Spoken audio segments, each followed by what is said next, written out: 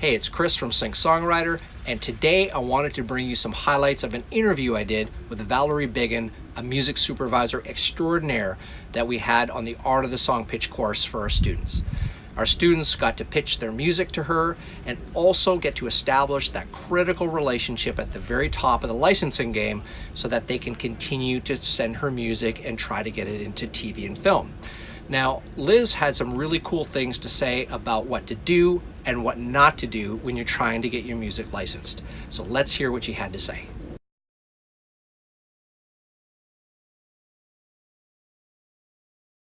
Well, every day is different. So, and I typically do movies of the week. I work on a couple of series, but I have a short attention span. So like a series is like a movie that never frickin' ends. So the movies are great for me because they're in and they're out and you're done and they're gone. Right. So I guess the most difficult, sometimes it's like finding the right song because you've got to make the network happy, the producer happy, the director happy. And sometimes they're not all on the same page. Right. So that's probably the most challenging is to get them all on the same page because they all have a different vision for how they want the scene to play out.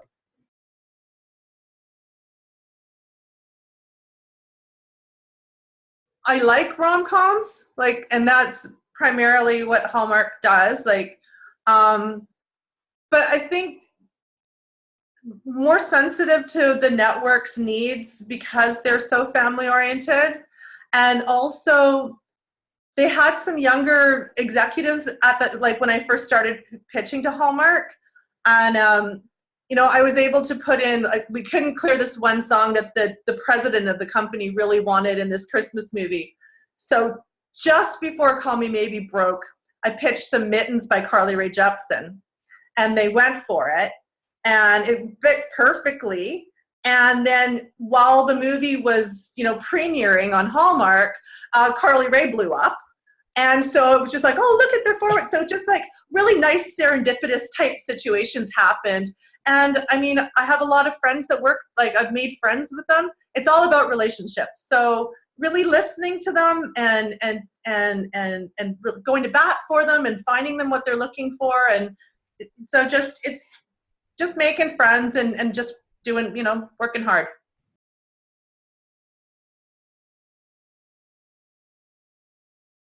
As creative as it is, it's a business.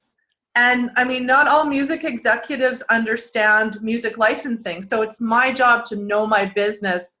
And it's not just the creative. It's all the paperwork. It's all the legalese. It's all the deliverables. And they also have extremely, they have a lot of content creation in a year. And so their post schedules, their turnover is extremely tight between mix and broadcast.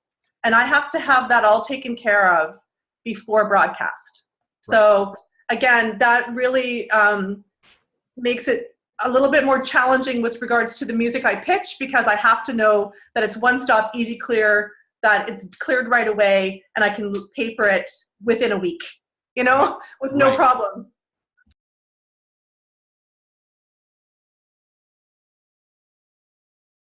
I do indie all the time, but they're usually people I know. That I know personally, because I mean, I've been in the music industry for 30 years.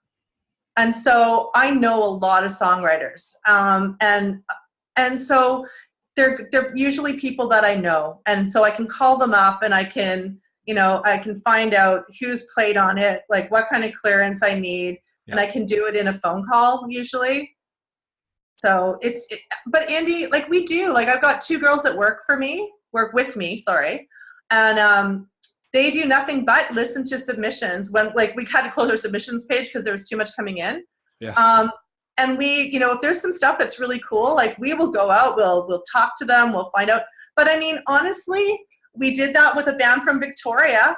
I placed two of their songs to find out, getting a very mean phone call from a sync agent in LA that they had signed with, but they thought it was a non-exclusive deal, yada, yada, yada. Wow. Thankfully, my paperwork covered everything, but I had an uncomfortable 45-minute conversation with the words lawyers involved.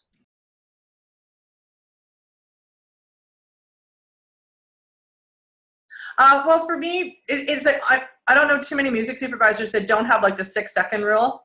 If the song isn't clicking with them in the first 6 seconds, then they just move on. Right. And we really don't know what we're looking for till we hear it. Right. So when I have people say to me, well, what are you looking for? I don't know.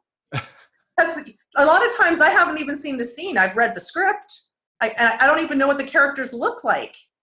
So I'm kind of shooting fish in a barrel.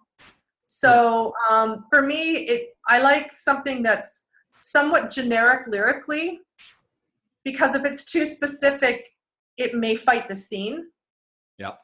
So I go more with something that evokes emotion as opposed to specific lyrics for myself.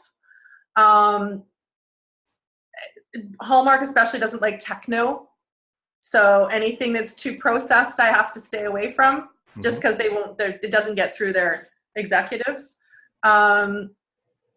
Always clean lyrics, no profanity at all in any of them. Yeah, and just primarily melodic, like for me. There's I know another music supervisor, she does almost nothing but horrors, and she likes like the really hard metal, and and it works for her, but I personally have no use for it. So you really need to know what your music supervisor typically works on. Yeah. Because if you're pitching me a metal song, it might be really awesome. I love metal, but it's so not what I do.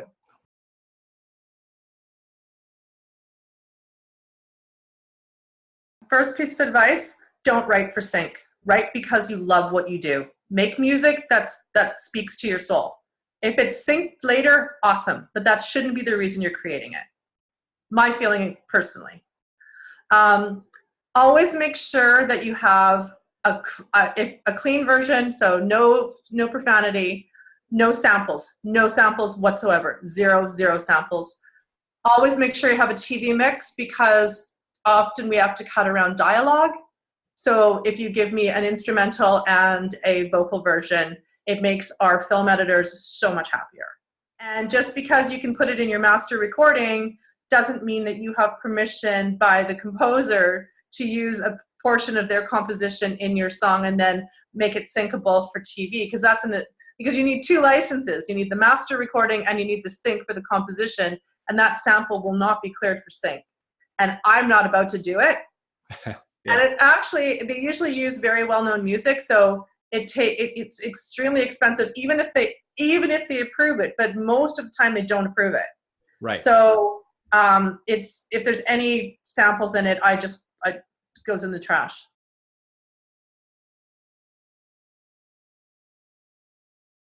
So far as it gets in my iTunes, and 6 months down the road, I come across it and go, wow, this is a really cool tune, Command I. No clue who sent it, no clue where, and then, oh, that's too bad, trash, and I move on.